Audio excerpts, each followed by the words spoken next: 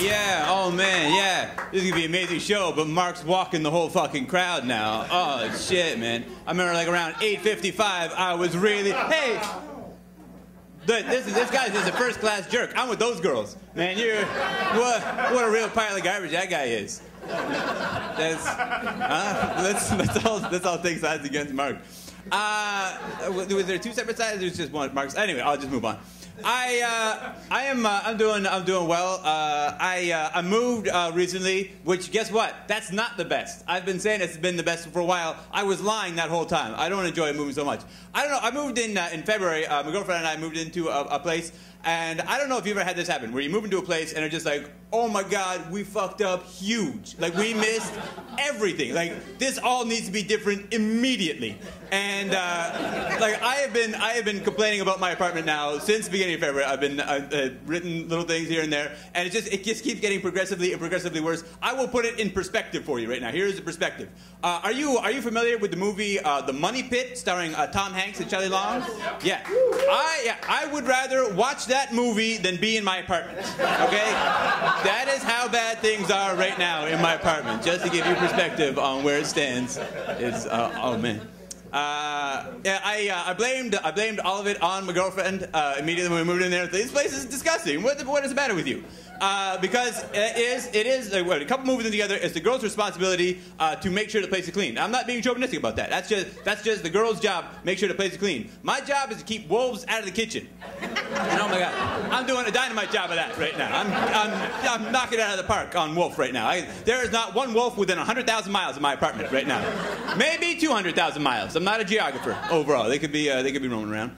And so I'm really doing well with that. There's many things that I like about my apartment. There's lots of stuff that I don't like. It's near a grocery store. Oh man, how rare is that in Toronto?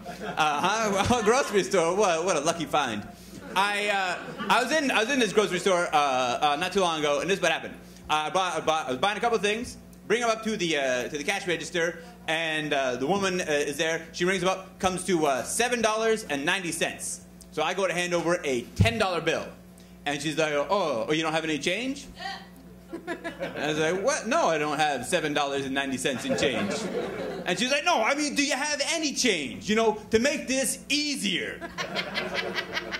Let me explain to you how this is going to work. I'm handing you one $10 bill. You give me one toonie and one dime, and that's it. That's the end. That's the easiest possible scenario in these given circumstances right here. There's no possible way to make that less. That's the minimum. Well, we are about to exchange 3 monies. There's no way to beat that. There's no possible combination of change I could have that would make this, like any change I have is just going to make this more difficult for everyone. I'm lessening all of our jobs right now, okay? I don't even know what you think I have. What, I got a $7.90 coin, like a one-time printing? Ping! Gotta pick that up right now. Are you out of toonies? You can give me 2 loonies. I've already worked that out in my head right there. Are you out of dimes? You can give me 2 nickels, is what I will do for you right there. What? Are you out of toonies and loonies and nickels and dimes? Well, you know what? Maybe you're not ready to be a store just yet, okay? Yeah. Why don't I go put my cereal and bananas back on the shelves and we'll just forget about this whole thing, okay? But don't tell me that. Don't tell me that because we all know that you're full of shit, okay? Don't make me make you open that drawer and prove to everyone in this line that you suck and I am amazing, okay? Because you were challenging me on like my 2 favorite things, and that's math and zingers. Yeah. If you challenge my math, I will write down a bunch of zingers that I'm not quite confident enough to say to your face, overall. Can you imagine if I was the person who said that to someone's face? Oh my God, what a monster I would be. I'm not, though, at all. That'd be Mark Forward. Oh my God, he would just talk shit to that cash register woman, make her cry, and then leave the show. Mark, you've been disrespectful this whole show. Oh, Mark, listen, okay. Oh man, that was good. That worked out time-wise. That was the end of the joke. I don't know if you know. I think he. Oh, okay. Actually, that worked out. Yeah, because it was the end of the name. That's how it works out. If you say his name, if I say, because he thinks I'm gonna say it right now. He thought I was gonna say it. Yeah. Wait, this story went. Yeah. I met these 2 girls today. Yeah. Oh yeah? Up top, buddy. Nice. Oh man. Listen, my girlfriend's here tonight, so just be cool about shit though. Trust me, Mark hooked it up. I don't want you want to let Mark down, all right? He's been having a rough night. Okay, fuck off. That wasn't to my girlfriend, but it was in a comedic sense. Oh shit! All right, so I'm looking for a new apartment. Whoa! Oh! All right, so what? I was talking about that. Here's I have problems with food in general. This is something that may lower your opinion of me, if that's possible at all. A little while ago, I ate spoiled meat, not by accident. That was not. It wasn't at the end of it. It wasn't like, oh my God, how did that happen? It was like I wouldn't. It wasn't really like a plan. I didn't have like a plan laid out for it, but I knew what was going down when it was going down. This is what happened. My girlfriend and I were going on a road trip. We were going to do this big long road trip together. And so, like before we left, in my head, I'm like, you know what? When we get to this destination, I am going to want some bacon. Right? That's bacon first, safety second. And so from the freezer, I remove a frozen package of bacon, put it into an unair-conditioned car for 9 hours. We arrive at the destination. How could that go wrong? Arrive at the destination, pull out the bacon. It is super gross. Like this thing, it's just like dripping pink water. I'm like, oh my God, that's foul. I'm going to throw this away like a sensible person, like a rational, reasonable, what anyone would do. To the refuse with you, screamed at the bacon. You know, and that bacon did not heed my instructions. Because my girlfriend, she was making fun of me. She's like, what are you worried about? It's bacon. That's a salted, cured meat. What do you think is going to happen, you know? And I don't even know what most of that means. But I don't want people thinking I'm a coward about eating questionable meat, you know? I got a reputation to maintain. And so now I got to at least Google this. I got to find out some information, do some research here. And I went online, I went to this Health Canada meat safety website, the most important site of our times, ladies and gentlemen. Get on this. It's amazing. They got this Q&A page on the meat safety website, which is literally the longest Q&A page I've ever seen in my life. They cover every possible scenario. It is like a million of the dumbest Qs I have ever read in my life, and they all have the same A. It's like Health Canada has just got one standard go-to, spit out an A, and it's like unbelievably stupid, unforgivably dumb questions. Say, hey, listen, I left a bag of uncooked chicken on top of my furnace for 3 years. Now, is that safe to eat? No. If the meat has been in a danger temperature zone for more than 2 hours, you need to throw it away. Say, hey, listen, I just found some unpackaged ground beef floating around in my bathtub. Should I scoop it out and fry it up?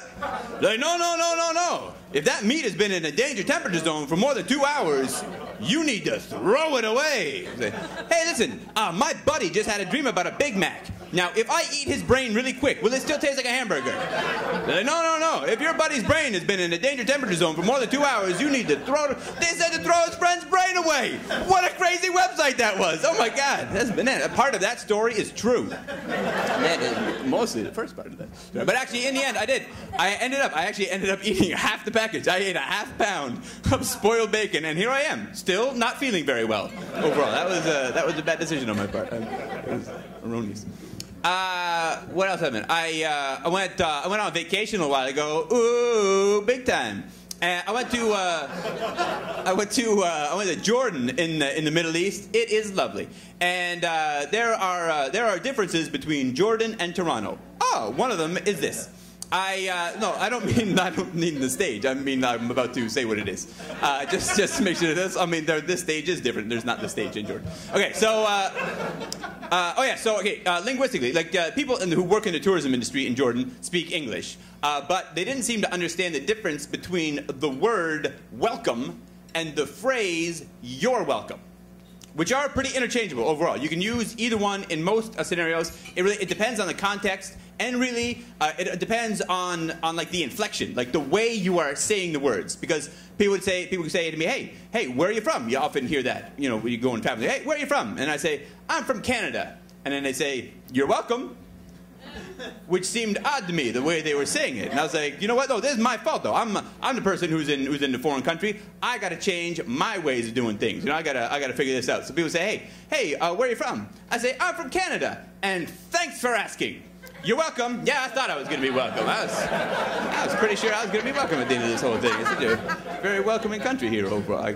I got along great with them. Not like Mark Forward, huh?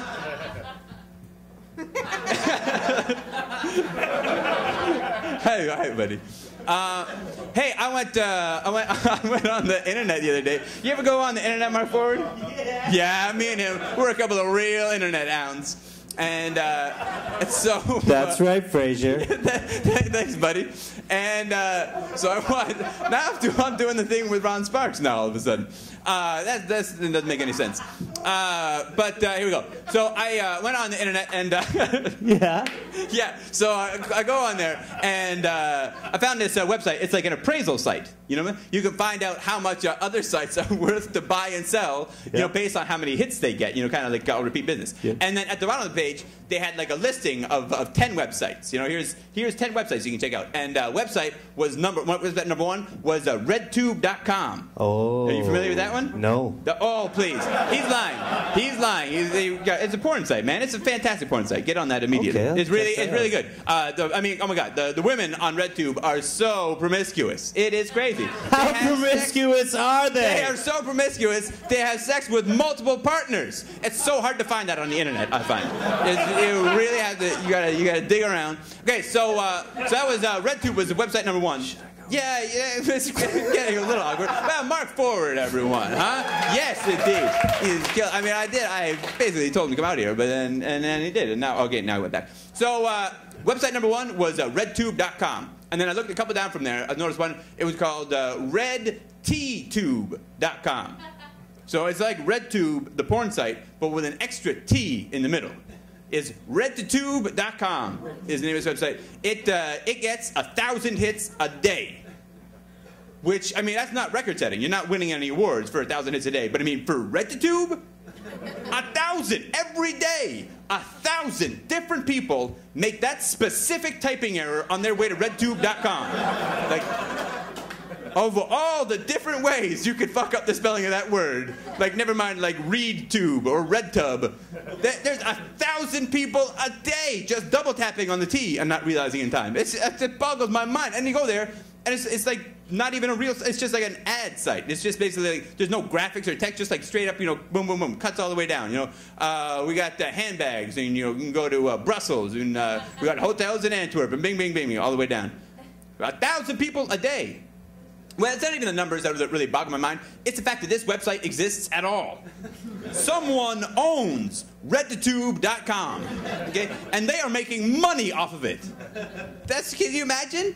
Like, hey, what do you do for a living? Oh, I'm in the porn site typo industry. Yeah, I'm one of those guys. What I do is I sell ads to companies who want to sell products to people who made mistakes in their efforts to masturbate. That's how I feed my family. And what am I to do? Well, that is it for me. Let's bring my co-host back out here. Mark forward, everyone.